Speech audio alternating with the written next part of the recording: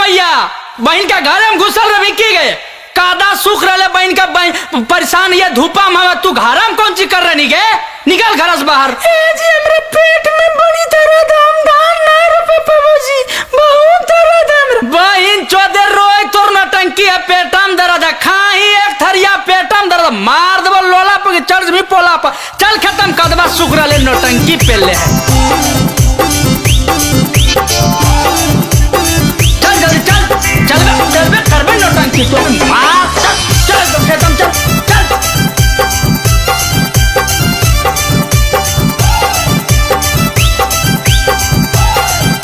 काहे करो ही बहाना दर्द है पेटावा में काहे करो ही बहाना दर्द है पेटावा में धाना मारो पे चले गे मौगी तू खेतावा में धाना मारो पे चले गे मौगी तू खेतावा में काहे करो ही बहाना दर्द है पेटावा में धाना मारो पे चले गे मौगी तू खेतावा में धाना मारो पे चले गे मौगी तू खेतावा में।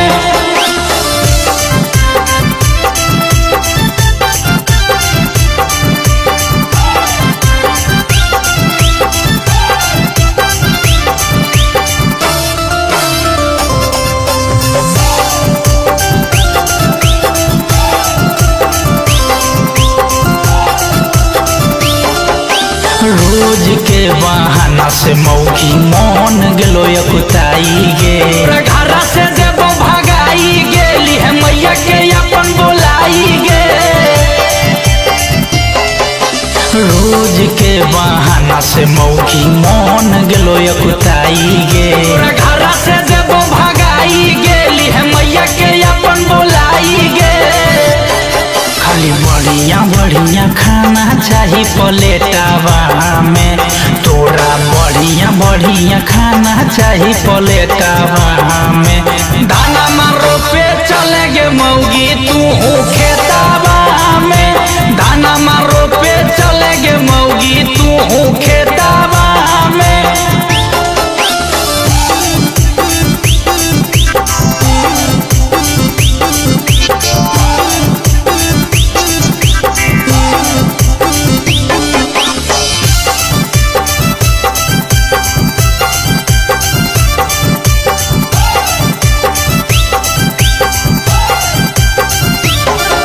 बिना धान मौगी कहाँ से अनाज गे हमर गरम भेलो मिजाज गे तोरो कर देबो मसाज गे।